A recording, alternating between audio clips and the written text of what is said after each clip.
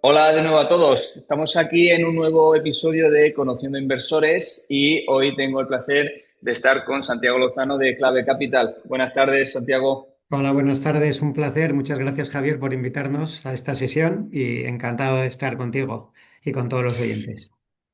Muy bien, pues el objetivo al final, al igual que los otros episodios, es en este caso pues conocer la tesis de inversión de Clave Capital, en qué startups buscan invertir, qué tipo de tickets meten, cómo es la forma en la que invierten, conocer un poquito pues eso, la tesis de manera informal, por así decirlo, y luego también pues lo que siempre me gusta hacer es empezar por el principio de los tiempos y es entender quién está al otro lado, quién es Santiago, cómo llega a este mundo de Venture Capital.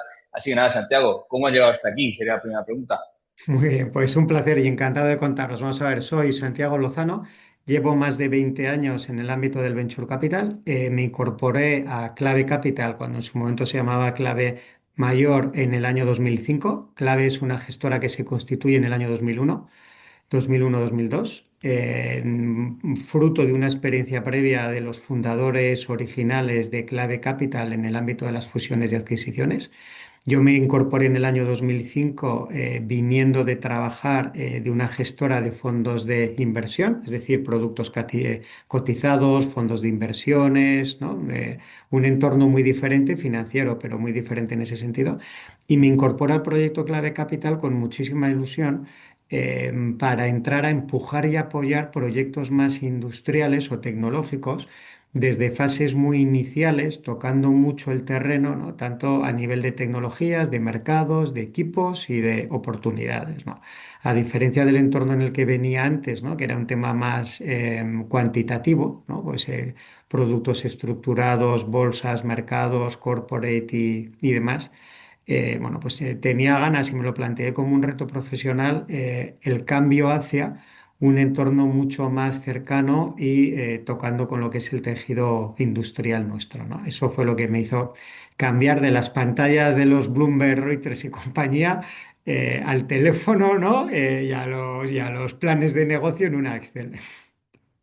Muy interesante. Al final, desde 2005 ha llovido, por tanto entiendo que también habréis ido evolucionando, como tú bien has dicho, ¿no? Desde clave por diversos fondos, luego si quieres entramos un poquito ahí. Pero también es cierto que es muy interesante pues, ver cómo llegas de un mundo más corporativo a un mundo en el que al final lo que se financian son empresas en fases iniciales, en este caso, ¿no? Pues con foco, entiendo también, a nivel industrial que necesitan ese boost de financiación para poder hacer pues inversiones relevantes, sobre todo por una empresa que acaba de crearse o tiene poco tiempo de vida y no tiene mucho que ver con las que ya son muy mayores, ¿no? Entonces, bueno, ese tipo de player creo que es fundamental en España porque realmente lo que hace es que se validen, en este caso, nuevas empresas que, ¿por qué no?, pueden llegar a ser pues grandes empresas que el día de mañana van a estar ahí liderando, si Dios quiere, pues el nuevo tejido empresarial. Muy interesante. Entonces, por entrar un poco en materia a nivel actualidad, actualmente, ¿cuál es el fondo que tenéis activo en clave? ¿Tenéis varios? Sí, a ver, te cuento y hago un poco de recap hacia atrás para que también veas un poco la evolución que hemos tenido desde Clave y por qué estamos donde estamos, ¿no? En Clave tuvimos un primer periodo hasta el año 2014-2015, más o menos, en el que éramos agnósticos a nivel de inversión, invertíamos tickets desde 100.000 o 200.000 euros hasta 4 millones de euros a través de diferentes fondos e invertíamos tanto en temas tecnológicos, ¿no? Como, bueno, pues temas industriales, B2C, B2B, es decir, éramos una gestora como la mayoría de las que había en ese momento en el mercado, que estaban tratando, bueno, pues de buscar su hueco en los ámbitos donde podía ir cogiendo más experiencia, ¿no? A partir de 2014-2015 nos especializamos más en proyectos de Deep Technology, en transferencia de tecnología, invirtiendo en empresas de nueva creación desde Inception prácticamente, desde los orígenes de esos proyectos, que tuviesen una base tecnológica relevante, bien porque venía transferida de una universidad o de un centro de investigación, o porque por las propias capacidades del equipo venía de suyo, ¿no? Entonces, en ese momento empezamos a promover una serie de fondos. Promovimos el primer fondo vinculado con una universidad en España para invertir en proyectos tecnológicos de su entorno. Hicimos esto con la Universidad de Navarra, con la universidad privada. Al poco hicimos un modelo muy parecido con la Politécnica de Valencia. Después de esos dos primeros fondos, constituimos otro a nivel regional en el norte de España, donde nosotros estamos en Navarra, con fondos FEDER a través de una convocatoria pública. Con posterioridad montamos un fondo más corporativo con una corporación industrial, como es el caso de Mondragón. Y fruto de toda esa experiencia y del background que teníamos el equipo, montamos desde la oficina que tenemos en Valencia un fondo de 15 millones de euros para pruebas de concepto y fases iniciales en el sector foodtech. Todo esto nos llevó a gestionar del orden de unos 50 millones de euros, en el cual nos especializamos básicamente en tres áreas, ¿no? Es decir, por un lado tecnologías industriales, por otro lado salud y por otro lado foodtech. Estos fondos, que fueron diferentes fondos con un tamaño total de unos 50 millones de euros, los invertimos bajo la tesis de invertir tickets entre 100.000 y medio millón de euros, más o menos, en la fase Company Creation o Pre-Seed y haciendo pequeños acompañamientos, ¿no? Hasta la ronda Seed, más o menos, ¿no? Después de estas fases, constituimos en el año 2022 un nuevo fondo focalizado en el sector salud, por la experiencia que ya íbamos adquiriendo como equipo, de 50 millones de euros, en el cual hacíamos lo que veníamos haciendo de antes con ese foco concreto en salud, en este caso, tecnologías sanitarias y, dado el tamaño del fondo, invirtiendo también en la ronda SID y en la ronda SAS. Ese es el fondo en el que estamos invirtiendo ahora os cuento con un poco más de detalle, junto con un segundo fondo que montamos con Mondragon, ¿no? Esto nos ha llevado a que durante todos estos años hemos invertido pues, en más de 80 compañías, hemos hecho ya unas cuantas desinversiones, varias de ellas exitosas, y el resto de portfolio lo tenemos activo con siguientes rondas que estamos haciendo, ¿no? Series A y demás con el portfolio que tenemos a fecha de hoy, ¿no? Entonces, desde el punto de vista de la actividad inversora, ¿no? Para los oyentes que nos puedan estar escuchando, a fecha de hoy estamos en dos ámbitos. Uno, proyectos relacionados con el sector salud, los cuales invertimos en la fase pre-seed y seed, con tickets iniciales entre medio millón de euros y 1 millón de euros más o menos, siempre o casi siempre en coinversión. Podemos liderar la ronda sin ningún problema, pero siempre tratando de buscar un pool de inversores, ¿no? Con los que cubrir esa primera fase y con capacidad de poder hacer follow-ons hasta 2, 3 millones de euros, 3 millones o incluso más por proyectos, ¿vale? En ese vertical que te comento de salud, ¿no? Por otro lado, hace cosa de unos meses constituimos un segundo fondo con el grupo Mondragón y en el cual seguimos haciendo operaciones para proyectos más de tecnologías industriales. Entonces, por resumirte, sectores en los que estamos activos para invertir: salud y tecnologías industriales. Tickets mínimos en el entorno más vinculado al fondo que gestionamos con Dragón, pues desde 100.000, 300.000 euros, ¿vale? Más buscando tickets de 300, 500. En salud, entre medio millón y 1 millón de euros. Y con vocación, especialmente en el entorno de salud, de poder hacer follow-ons hasta los importes que te he comentado. Súper interesante toda la evolución, lo que habéis conseguido. Me parece súper exitoso porque sé lo complicado que es levantar un fondo, Claro. luego otro. Con lo cual, el background que tenéis me parece súper interesante, como te digo.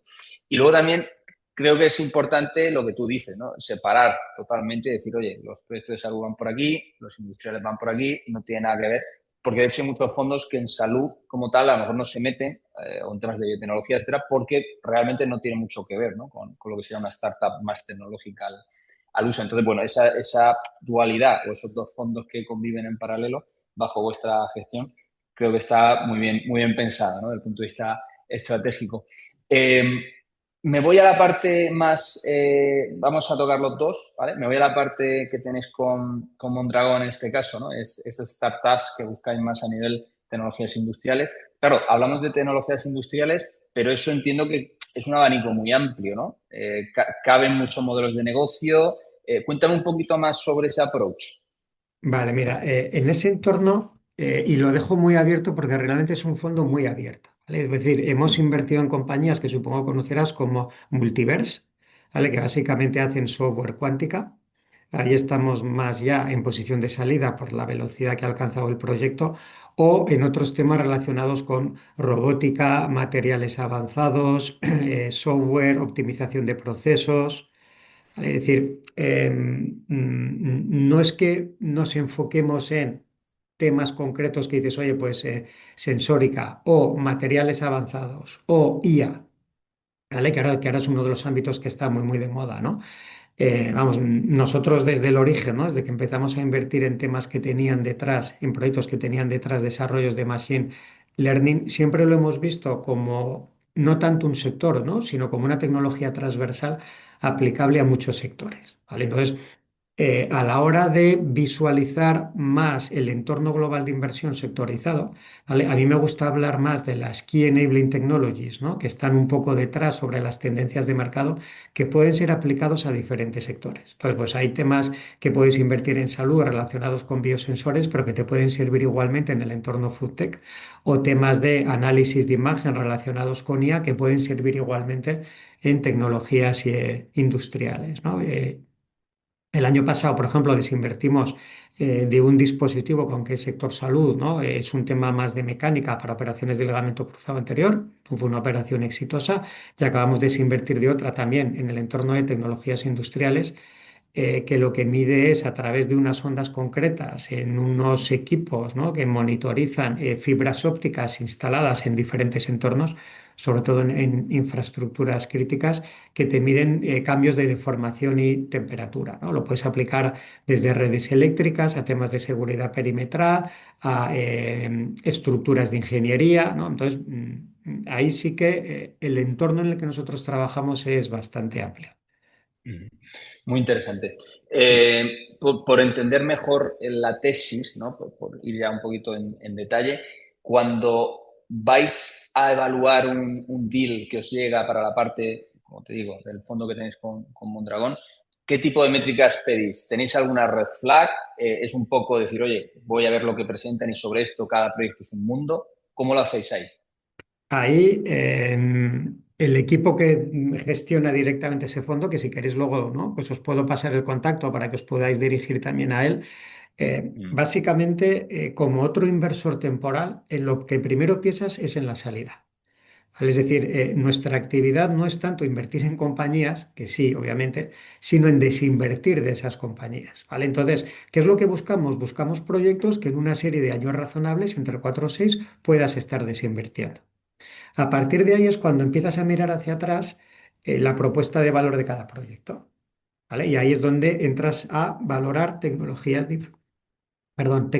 diferenciales, cómo de diferenciadas están, cuál es el entorno competitivo a nivel de esas tecnologías, cuáles son los retos tecnológicos que todavía tiene que afrontar ese proyecto para bien estar en mercado, bien generar tracción, escalabilidad. ¿Vale? Eso te diría un pack dentro de lo que son esas tecnologías. En segundo lugar, obviamente relacionado con mercado y competencia, cuáles son esa oportunidad de mercado sostenible en el tiempo de cara a esa futura desinversión, que el proyecto en el que estás invirtiendo, ¿vale? Va a mantener ciertas barreras ¿no? Para que luego puedas hacer un éxito exitoso en ese sentido. mm, Eso va ligado también a el entorno competitivo, qué hay, qué no hay, cuál es la propuesta de valor en términos de coste-efectividad, de posicionamiento.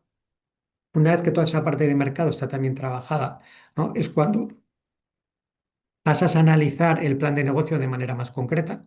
Y en un plan de negocio que obviamente no se va a cumplir a nivel de ingresos, porque no se cumplen prácticamente nunca, ahí lo importante es si el proyecto está dimensionado de manera adecuada a nivel de los recursos financieros con los que quieren contar que les permita alcanzar los objetivos que se están planteando.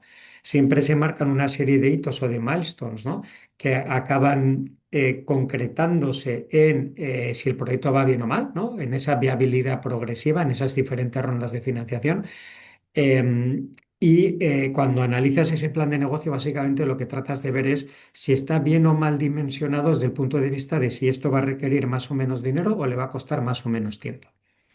¿Vale? mm. Y junto con todo eso, de manera transversal, están las capacidades del equipo y de los socios que tiene la compañía para cumplir el reto que se están planteando. Entonces, no hay mucha diferencia respecto a lo que pueden tener otros analistas, ¿no? Hay, o otros inversores, perdón. Mi única sugerencia en ese sentido es que se tenga en cuenta que el objetivo de un inversor no es invertir, sino desinvertir. Exacto. De hecho, muchas veces al final se pierde de vista eso, ¿no? Decir, no, yo quiero hacer una empresa grande, ya, pero los inversores en Venture Capital quieren desinvertir con un secundario, con un exit, con un lo que sea. Pero eso sin duda, yo siempre digo que Si estamos en Venture Capital, que juguemos con las reglas de Venture Capital y si estamos con otro modelo, pues estamos en otro modelo. Vale, vale, vale, vale, vale. Eh, a colación de lo que comentas, ¿no? De cuando te pones a analizar y demás, entiendo que no tenéis ninguna red flag. Por ejemplo, oye, si no factura menos de tal o si la empresa No, tiene un premonio y tal, no, veis cada operación ad hoc no, y porque sobre depende eso, de cada circunstancia. Es decir, por ejemplo, claro. en el entorno de salud sí que te lo podría acotar más. En el Mm, entorno más de las tecnologías industriales depende. Porque puede haber proyectos que sean muy diferenciales desde el punto de vista tecnológico ujú, y que merezca la pena invertir, aunque todavía no hayan generado tracción en mercado. O en otros casos donde, bueno, pues el valor quizás no está tanto en la tecnología como en el posicionamiento, ojo, pues quieres ver cierta atracción de ventas previa. O si te genera dudas la capacidad de convertir esos desarrollos tecnológicos, quieres ver también ciertos ingresos. Depende de cada ujú. circunstancia. Vale, a la hora de el proceso de inversión, ¿cuál es más o menos el tiempo medio que tardáis desde que os llega un deal hasta que terminéis invirtiendo? Sé que puede variar mucho en función de la casuística de la ronda y de mil parámetros, pero una media orientativa, ¿cuál podría ser? Pues mira, de media, yo calculo que como entre 3 y 6 meses puede estar el deal cerrado, ¿vale? Hay algunos que los hacemos en 3 meses, ¿no? O un tiempo muy justito en función del grado de madurez que vengan del resto de coinversores y de cómo vengan atados. Y hay otros proyectos, pues que nos lleva fácilmente un año, y no exagero, cuando la tecnología es compartida, tiene su vinculación con un centro generador, una universidad, un tal, hay que buscar los coinversores. Es decir, el rango medio podría estar entre 3 y 6 meses, ¿vale? Pero también te digo que en algunos casos nos hemos ido mucho más de ese plazo porque la operación considerábamos que merecía la pena y al final acabas haciendo una labor importante de venture builder en estos temas y no desembolsas, no inviertes hasta que no está el tema muy, muy trabajado, ¿no? Si hay que reforzar equipos, si hay que reforzar la transferencia de la tecnología que se ha hecho, ¿vale? Si quieres esperar a ver algún hito tecnológico, pero en ese caso menos, a buscar los coinversores adecuados, a alinear a todo el mundo. Todas Mm, esas cosas suelen llevar su tiempo. No es, oye, aquí eh, tienes mi deck y al día siguiente invierto, claro. ¿no? O sea, Mm, porque es entiendo. un entorno muy joven. Es decir, es un entorno en el que los proyectos están en una fase tan inicial que, bueno, pues que generalmente siempre hay que ir reforzando cosas antes de la inversión definitiva. Totalmente de acuerdo. Luego hay algunos proyectos que entiendo que os llegan en ese primer estadio que dice, oye, yo no tengo rango y hasta cerrar la ronda, podéis meter una nota convertible y demás. ¿Eso vosotros lo hacéis también como inversor que pone una nota convertible para ayudar a alargar rango y tal? ¿O os sentís más cómodos esperando a que se cierre la ronda vía equity normal y coinvirtiendo con el resto? En algunos casos hemos anticipado a través de notas convertibles en empresas que no estaban antes en nuestro portfolio, pero siempre y cuando, una vez que ya hemos negociado las partes principales del acuerdo y lo que queda en es cerrar flecos que no son relevantes. ¿Vale? Yo que sé, Ujú, pues temas de pactos de socios o depende qué coinversor que tiene mucho interés pero se va a retrasar un poco más, vale, has hablado con ellos, sabes las circunstancias y entonces inviertes. ujú, ¿Vale? O yo qué ujú, sé, pues estás haciendo un matching con un inversor público, al inversor público le va a llevar más tiempo, pero ya tienes la operación cerrada. Bueno, pues ahí haces un anticipo vía préstamo convertible, porque legalmente es mucho más sencillo. Y luego ya ujú, cierras la ronda de equity, bueno, pues con más detalle, ¿no? Sí hay ujú, operaciones en las que una vez que ya están en nuestro portfolio y vamos a siguientes rondas, sobre todo si hemos actuado de lead investor, antes de que entren terceros, bueno, pues acudes a rondas puentes, ¿no? O lideras, trabajas rondas puentes que generalmente las articulas a través de participativos con el mismo argumento que antes, ¿no? Para no complicar la operación y luego ya entrar en la posición en capital más adelante. Ok. Luego también nosotros, bueno, ya por retomar también un poco con lo que hacemos nosotros aquí en Ansid, uno de los servicios que ofrecemos es el de CFO externo, porque nos dimos Ujú. cuenta hace de tiempo que efectivamente la parte financiera muchas veces está ahí en el aire, ¿no? No la lleva nadie porque no hay un CFO full time, etcétera, sobre todo en esos estadios de presida seria normalmente. Para vosotros la parte financiera de planificación, business plan, toda esa parte, ¿es relevante? ¿Es algo accesorio? ¿Depende de la fase? ¿Cuál es un poco la lectura? Mira, ahí lo que hay que hacer es dimensionar el equipo, o sea, dimensionar cada proyecto a la fase en la que se encuentra. Entonces, cuando estás en una fase muy inicial, da la sensación, joder, que la gestión financiera no es tan relevante. Tener un financiero en nómina es caro, ¿vale? Porque estás destinando todos tus recursos a entrada en mercado, desarrollo producto, ¿no? O vamos, actividades similares y minimizas el efecto del financiero. ¿Vale? Entonces, hay veces que empiezas a analizar compañías que, aunque tecnológicamente sean chulas, joder, te generan bastantes dudas por cómo se están gestionando financieramente. Entonces, la gestión financiera es importante por varios aspectos, ¿no? Te diría, o yo lo centraría en dos. Desde el momento que tú constituyes una empresa, ya eres responsable y protagonista de los actos legales y financieros que haces. Cuando alguien va a invertir, siempre te va a pedir algún tipo de manifestaciones y garantías y esas van revertidas sobre lo que has hecho en el pasado. Si lo tienes todo muy bien ordenadito, es muy fácil. Si no, a veces se te puede caer una operación, joder, porque no has sido suficientemente diligente en cosas en las que con el asesoramiento adecuado podrías haberlas hecho. Entonces, aunque tienes promotores que puedan ir con un planteamiento muy decir campeadores, ¿vale? El tener un background o un apoyo financiero es muy relevante. Entonces, si no forma parte del equipo fundador, el hacerlo a través de servicios externalizados que entiendan el lenguaje de las startups es fundamental, en mi experiencia. Uno, ¿no? Te diría por esa vía. Dos, como los recursos que estás invirtiendo los estás haciendo para las áreas en las que esperas generar valor y la parte financiera no te genera ese valor, salvo que te ordena. Me parece igualmente muy interesante, y nosotros lo hacemos en muchos de los proyectos, externalizar este servicio, ¿vale? Y contar con CFOs externalizados que, dedicándole el tiempo que hay que dedicarle realmente, te pueden desarrollar buenos cuadros de mando para el seguimiento de esas participadas a nivel de gestión de caja, próximos pasos, desviaciones de plan de negocio, presupuestos y demás, sin la necesidad de contar en nómina con un financiero. Ujú. Cuando la empresa ya empieza, ¿no? Pues a tener tracción, a tener un número de clientes más o menos relevante, a interactuar con muchos agentes, entidades financieras, financiadores públicos, Hacienda, Seguridad Social, proveedores, tal, ahí se vuelve más complicado el tener este servicio externalizado porque sí que vas a requerir a alguien dentro de la propia organización que lleve el control y la gestión directa con esos partners, ¿no? Pero mientras eso no se produzca, joder, creo que es uno de los servicios que se pueden externalizar y creo que es uno de los servicios que, teniendo experiencia quien lo presta, puede aportar bastante valor incluso al cierre de la ronda, ¿no? Porque, como decía, si es gente con experiencia, ¿no? Como es vuestro caso, ya sabes el lenguaje que habla el inversor y a la hora de presentar un plan de negocio, ¿no? Eh, a la hora de exponer cuál es la situación financiera de la compañía, hablando perfectamente el lenguaje, tienes ese tic, ¿no? Solucionado en el proceso de due diligence de manera ágil. Ujú.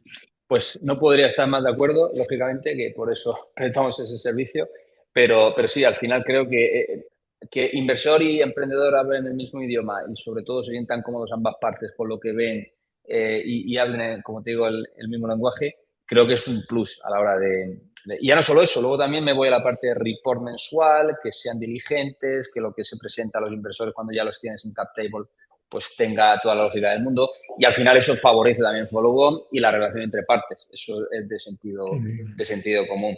Vale, vale, vale. Y luego cambio ya un poco de raíz porque tampoco quiero quitarte más tiempo. Me gustaría concluir la entrevista con una cosa que siempre pregunto, sobre todo porque hay gente que dice, no, es que el mercado Venture Capital, esto de startups en España desde 2022 está un poco regular, tal.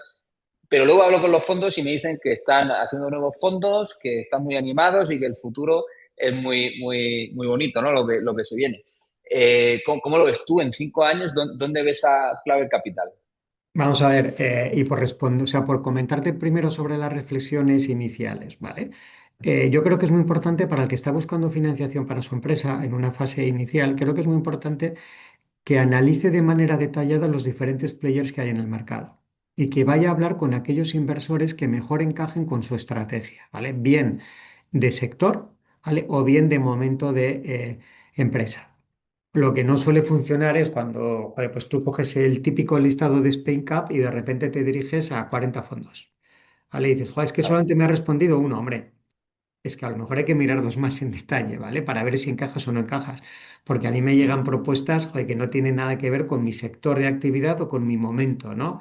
Entonces dices, hombre, si está bien disparar a todo lo, porque nunca sabes, pero claro, cierto foco creo que es importante, ¿no?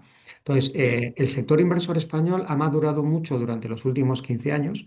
Los equipos inversores se han especializado una barbaridad. Y en función del tipo de proyecto que seas, creo que joder, merece la pena dedicarle ese tiempo para analizar de forma previa a los inversores y ver si me interesa o no. Y me explico.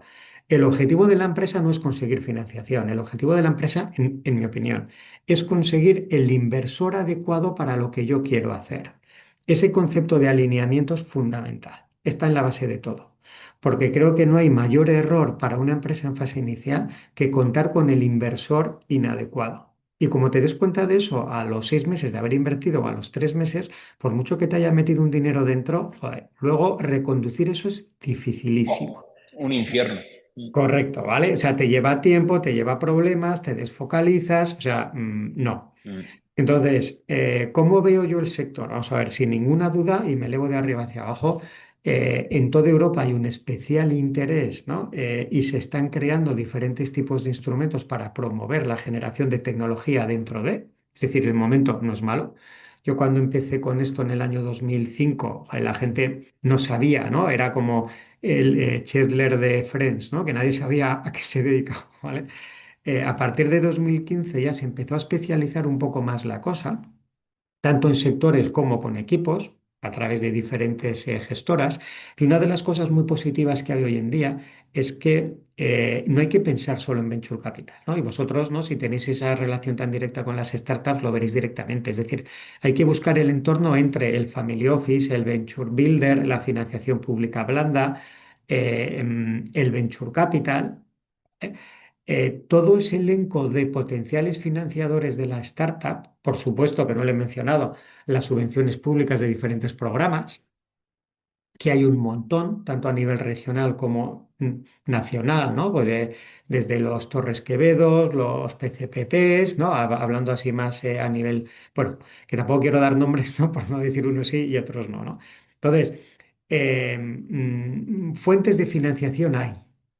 ¿Vale? Entonces creo que es fundamental que cada equipo vaya viendo qué dinero necesita en cada momento para que haga la aproximación adecuada. Dicho esto, y de manera adicional, yo sí que invitaría, perdón, a las empresas a que fuesen a foros internacionales europeos. Supone un pequeño esfuerzo, es verdad, pero te permite dar una visibilidad. Dices, joder, pero si nadie va a ser mi primer inversor, ¿no? Un fondo holandés no va a invertir en una empresa española en una fase pre-seed. Dices, bueno, a veces te lleva sorpresas, pero sobre todo te permite ver cómo es a medio plazo el entorno que te vas a encontrar. Y el ir culebreando y viendo en un ecosistema de inversión más europeo, joder, te permite también ir enfocando lo que tú quieres en tu fase más inicial. Entonces, yo no solo iría a los AUSAMI de turno, ¿vale? Sino que también trataría de moverme en la medida de lo posible, y hay ayudas públicas para ello, en algunos foros internacionales, joder, para ir viendo, oye, si puede encajar algo o no, pero sobre todo, dónde voy a tener que estar dentro de unos 3 o 4 años. Sobre todo ser proactivo al final, decir, Eso oye, sin duda. ¿qué pasa en España, qué pasa en Europa, incluso más allá en Estados Unidos? Pero con criterio y con cabeza, pero no esperar a que vengan los inversores ni la financiación, porque si no te puedes Eso no. quedar Y sentado. además ahí también, ya que lo mencionas, ¿no? Es decir, y mi experiencia de estos 20 años, el inversor es alguien receptivo. Es decir, joder, que si tú le envías una propuesta, la va a mirar. Lo normal es Mm, que la mire y que te responda. ¿Vale? A no ser mm, que envíes a 200, joder, con un correo súper genérico, al típico info arroba no sé qué, ¿sabes? Que dices, exacto. ¿no? Pero una vez que has sido capaz de llegar al equipo, que a través de los LinkedIn y demás tienes muchas posibilidades para, el inversor está necesitado de ver proyectos. ¿Vale? Porque esto es una simbiosis, es decir, nosotros como inversores sin los proyectos es que no tenemos sentido. Claro, ¿Vale? Entonces, hay que totalmente. pensar también, joder, que con una presentación bien enfocada, el inversor va a reaccionar en positivo para querer saber más. Es su trabajo. Ujú, totalmente. Totalmente. Y por concluir, Santiago, la pregunta que te hacía de dónde ves a Clave en 5 años en un tuit, ¿cuál sería? Aunque es una pregunta complicada. Mira, pues haciendo lo que estamos haciendo ahora, Ujú. ¿vale? Es decir, a nosotros nos encanta invertir en fases iniciales, entonces me veo o nos vemos promoviendo más fondos en este sentido, manteniendo la actividad en los sectores en los que nos gusta estar, es decir, salud, tecnologías industriales y temas relacionados con nutrición. Pudiendo, ¿no? En invertir no solo desde la primera fase, desde esa ronda pre-seed, sino acompañar hasta esa serie A pensando en la siguiente desinversión y trabajando en un entorno europeo en el que ya estamos haciendo desde hace como unos 3 o 4 años, ¿no? Con coinversores internacionales y demás, como ya llevamos años haciéndolo. Muy bien, pues estoy seguro que os espera un gran porvenir, lo estáis haciendo muy bien y a los hechos me remito, los datos hablan por sí solos. Santiago, muchísimas gracias por tu tiempo, de verdad, muy interesante todo lo que nos has contado y seguimos en contacto, ¿vale? Muchas gracias, Javier. A vosotros también por formar parte del ecosistema, porque ¿no? Sin el inversor y sin la startup esto no vuela, pero sin los asesores y los compañeros de viaje que están al lado tampoco. ¿Vale? Y sobre todo, vamos, gracias a vosotros por construir este ecosistema que es fundamental para la sostenibilidad de nuestra economía. Muy bien, seguiremos entre todos empujando. Un fuerte Igual. abrazo, nos Gracias, vemos. Javier. Hasta luego. Chao. Adiós.